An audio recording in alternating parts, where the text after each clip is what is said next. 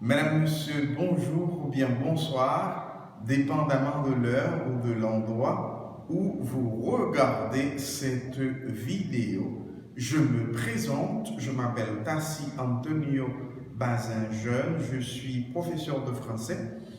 Aujourd'hui, je vous apporte une très belle vidéo qui parle de la manière de chercher du travail. Comment chercher du travail. Et n'oubliez pas, vous êtes sur Foscol TV, votre référence, et vous suivez Foscol Plus. Je vous conseille de regarder cette vidéo du commencement jusqu'à la fin. Comment chercher du travail? Vous connaissez mieux que moi que partout, la recherche du travail, c'est un travail complexe, dépendamment de l'endroit, dépendamment de la zone ou de la circonstance. Je vais vous aider à comprendre comment entreprendre les démarches lorsque vous êtes à la recherche du travail. Il y a deux catégories de personnes qui cherchent du travail. Donc, je résume en deux catégories, mais il y en a plus que ça. Mais je veux surtout m'accentuer sur deux catégories de personnes qui cherchent du travail. Il y a une catégorie qui n'a pas de métier. Ça veut dire des gens qui n'ont pas de métier, pas de diplôme. Je les appelle moi-même des ouvriers libres qui cherchent un boulot, un petit quelque chose pour se débrouiller. Mais l'autre catégorie, ce sont des personnes qui ont un diplôme, une spécialité dans un domaine quelconque, par exemple en comptable, ingénieur ou professeur qui travaille dans un domaine. Par exemple, je suis professeur de français. Si je cherche du travail, eh bien, je vais chercher un travail qui correspond avec mon domaine de fonctionnement. Parce que je suis professeur de français, eh bien, quand je cherche du travail, eh bien, je vais chercher un travail donc, qui correspond avec ma capacité en qualité de professeur de français. Je vous présente deux catégories de personnes qui cherchent du travail. La première, sans diplôme, sans spécialité, et qui cherche n'importe quel travail. La deuxième, c'est la catégorie qui a un diplôme, par exemple des gens qui ont une spécialité, comme je viens de dire, donc au commencement de la vidéo. Alors, je prends d'abord une personne qui a un métier, a un diplôme, une spécialité dans un domaine. Lorsque vous avez un diplôme, vous avez une sorte de capacité où vous êtes spécialiste dans un domaine, eh bien, je vais vous donner des conseils lorsque vous êtes à la recherche du travail. Eh bien, avant même de lancer à la recherche du travail dans une entreprise, la première chose à faire, c'est d'avoir des détails, des informations concernant cette entreprise. Ça, c'est très important, c'est archi important. J'ai un diplôme en français, je vais chercher un travail, eh bien, l'entreprise, d'accord, ou bien l'institution dans laquelle je vais déposer mon CV, eh bien, je vais faire en sorte, alors, d'avoir toutes les informations nécessaires concernant cette entreprise ou bien concernant cette institution. Alors, pourquoi faut-il avoir des informations de l'institution ou de l'entreprise avant même de déposer mon CV? Il y a deux démarches ou bien deux étapes. Premièrement, cela va vous aider à bien préparer votre lettre de motivation parce que à l'intérieur de votre lettre de motivation, il faut mentionner alors le couloir dans lequel vous étiez au courant qu'on donne du travail, ou bien si vous décidez de déposer un CV que vous n'avez jamais entendu d'annonce, aucun problème, mais cela demande toujours d'avoir des informations concernant l'entreprise ou l'institution pour savoir ce qu'on fait, d'accord, à l'intérieur de cette institution. Deuxième étape, et qui nécessite la connaissance de l'entreprise ou de l'institution, c'est que, et après avoir déposé votre CV, on voit que vous avez toutes les qualifications nécessaires, on vous appelle. Mais lorsqu'on vous appelle, ce n'est pas pour venir travailler directement. On vous appelle justement pour passer un entretien d'embauche. L'entretien d'embauche, c'est une étape très importante lorsque vous êtes à la recherche du travail. Parce qu'il y a beaucoup de gens qui ont déposé leur CV dans une entreprise, qui ont des qualifications, bien préparé le CV, une lettre de motivation correcte, mais qui ont perdu lors de l'entretien d'embauche. Alors, je ne vais pas pouvoir vous parler en détail de l'entretien d'embauche parce que je réserve ça pour une autre vidéo. Donc, je vais vous préparer une vidéo spécialisée sur comment répondre à des questions lors de l'entretien d'embauche. Deux étapes très importantes pour avoir des informations concernant l'entreprise. Premièrement, pour mieux préparer votre lettre de motivation, parce que dans la lettre de motivation, vous allez quand même mentionner quelque chose en rapport avec l'entreprise. Et n'oubliez jamais, lorsque vous rédigez une lettre de motivation, vous devez faire en sorte d'aller exactement dans le problème de l'entreprise. N'oubliez jamais ça, chers étudiants, chers internautes.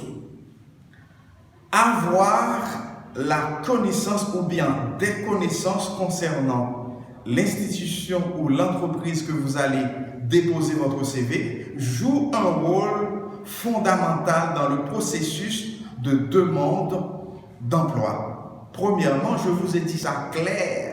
Lorsque vous réalisez une lettre de motivation, dans cette lettre de motivation, vous devez normalement inscrire, d'accord, tout un ensemble de choses permettant aux recruteurs de voir que vous connaissez l'entreprise dans laquelle vous voulez travailler et que essayez de toucher exactement le vrai problème de l'entreprise à l'intérieur de votre lettre de motivation. Parce que, et si je dois déposer mon CV dans une institution comme professeur de français, dans ma lettre de motivation, je vais accentuer sur le fait que je vais aider les étudiants à mieux comprendre le français et à en servir pour toutes les fins nécessaires. Donc, je dois m'informer du problème de l'institution pour pouvoir mentionner ça dans ma lettre de motivation. Et ensuite, lors de l'entretien d'embauche, le recruteur attend que vous lui parliez surtout en ce qui concerne le problème à résoudre au sein de l'entreprise ou bien au sein de l'institution. Il y a une chose très importante que vous devez maîtriser, chers étudiants, ou tous ceux qui prennent le plaisir de regarder cette vidéo. Lorsque un recruteur ou bien un directeur ou responsable eh bien, veut prendre quelqu'un pour travailler dans son entreprise, eh bien, il cherche son intérêt. Il cherche d'abord son intérêt ou l'intérêt de son entreprise. Parce que la personne qui va vous recruter pour travailler dans son entreprise, eh bien, voit d'abord l'intérêt de son entreprise.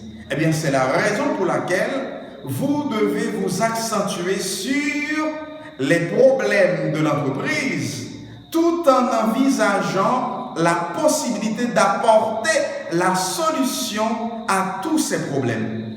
Et automatiquement, le recruteur, lors de l'entretien d'embauche ou bien à l'intérieur de sa lettre de motivation, eh bien, porte ou bien met l'accent sur les problèmes de l'entreprise, les problèmes de l'institution, et avec un plan d'action pour résoudre ce problème, eh bien cela va faciliter, d'accord, à ce que le recruteur vous choisit comme employé.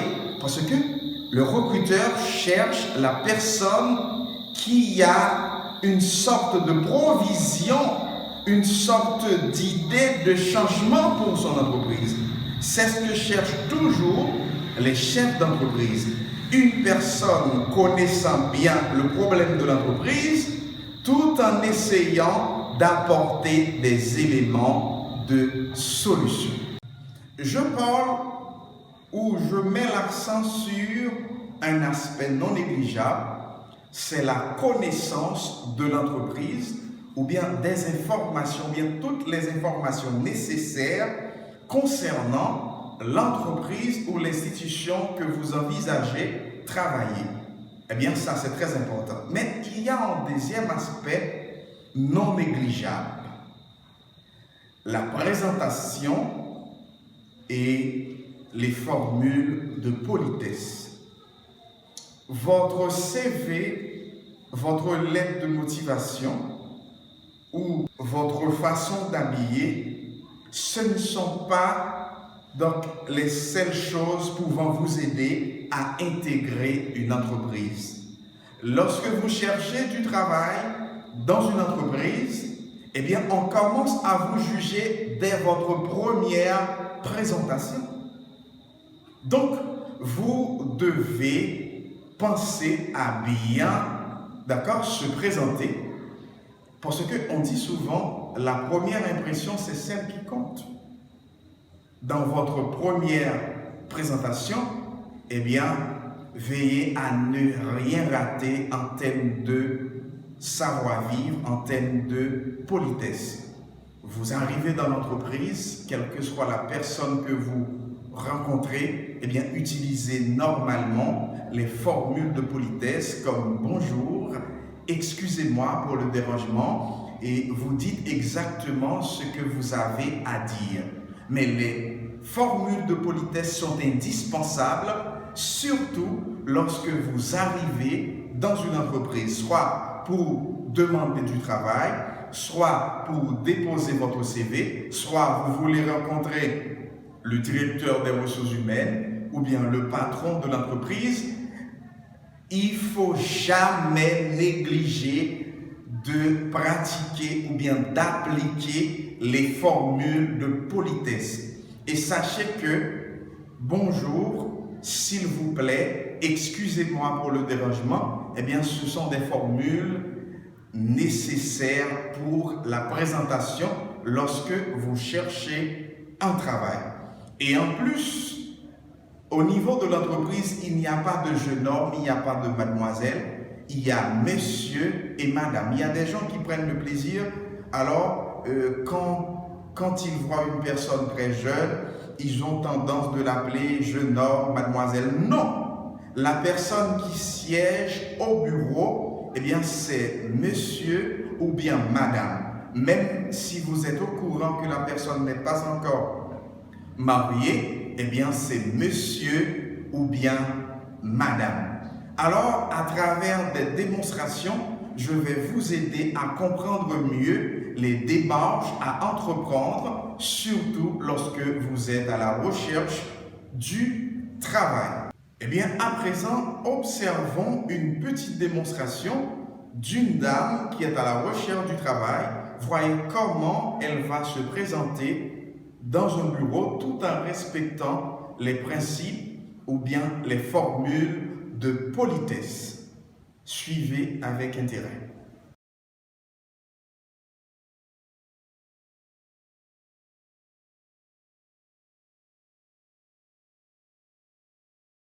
Bonjour madame, pardon de vous avoir dérangé.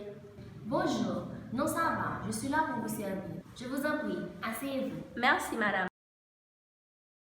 En quoi puis-je vous être utile? J'ai vu dans les journaux qu'on recrute des gens pour le poste de comptable. Alors, je suis venue déposer mon CV. Donc, vous avez votre CV avec vous? Oui madame, avec la lettre de motivation. Très bien.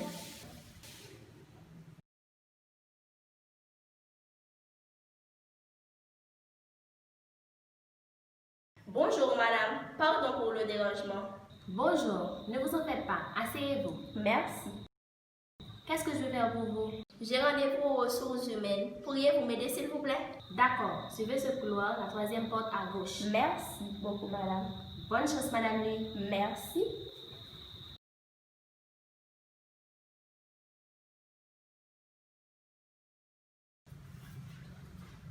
Bonjour monsieur, excusez-moi sincèrement pour le dérangement. Bonjour madame, ne vous en faites pas. Je vous en prie, asseyez-vous. Merci. Vous êtes madame? Elsie Edwige Louis. J'ai déposé un CV il y a une semaine et hier vous m'avez appelé pour passer ici. Madame. Attendez un instant, madame Louis. D'accord. Oui, effectivement, on a examiné votre dossier et votre profil correspond à celui que nous cherchons. Donc, vous êtes retenu pour ce poste. Et juste avant, vous allez devoir subir un entretien d'embauche dans l'intervalle d'une semaine. Merci monsieur. Au revoir. Au revoir, madame. Madame, monsieur, vous venez justement de voir comment c'était passé, parce que lorsque vous respectez les principes ou bien les formules de politesse, on vous reçoit bien et vous avez votre CV, vous avez votre lettre de motivation, eh bien vous parlez, eh bien ça passe toujours bien. À présent, je vais vous faire voir, eh bien, une dame qui se présente toujours à la recherche du travail, mais qui se comporte très mal. Bonjour madame, excusez-moi pour le dérangement. Bonjour, je vous en prie, asseyez-vous. Merci. En quoi puis-je vous être utile? Je peux voir le directeur des ressources humaines s'il vous plaît? Prenez l'escalier, première porte. Merci. Merci madame. D'accord.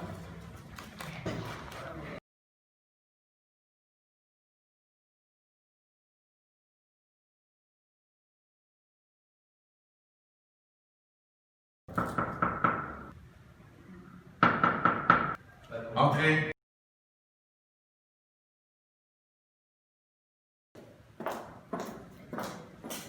Bonjour monsieur, vous êtes monsieur Martin? Mais bien sûr, pourquoi vous me posez cette question? Au contraire, c'est à moi de vous questionner, non?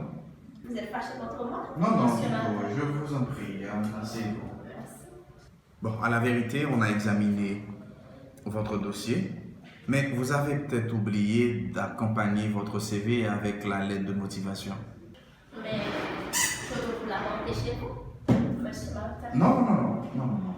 Par ici, d'accord? Les affaires de l'entreprise, ça arrange par ici, pas chez moi, d'accord? Vous l'apportez dans l'entreprise. D'accord, merci beaucoup. D'accord. Waouh! Mais je ne comprends pas, je ne sais même pas quoi dire. Alors cette dame veut quoi exactement? Me séduire? Non, je ne peux pas embaucher cette dame. Alors si elle commence comme ça, eh bien, elle va me séduire et séduire beaucoup de monde dans l'entreprise? Non, j'aime pas ce comportement. Une personne dépose un CV, eh bien, si c'est correct, on va vous appeler pour travailler. Mais pourquoi? Non, j'aime pas l'attitude de cette dame. Et en vérité, je ne vais pas l'embaucher dans l'entreprise. J'aime pas ça, non. j'aime pas ça du tout, j'aime pas ça. Ok. Elle va quand même apporter sa lettre de motivation, mais c'est pour rien. On embauche des gens compétents, mais pas des gens qui viennent pour séduire d'autres personnes. À quoi bon? Madame, monsieur, n'hésitez pas de vous abonner et d'appuyer sur la petite cloche de notification, la retirer sur personnaliser et la mettre sur toutes pour ne rater aucune de nos vidéos. Et surtout, n'oubliez pas de partager et liker cette vidéo pour permettre à d'autres personnes de faire partie de cette grande famille. Foscol TV, une école à distance.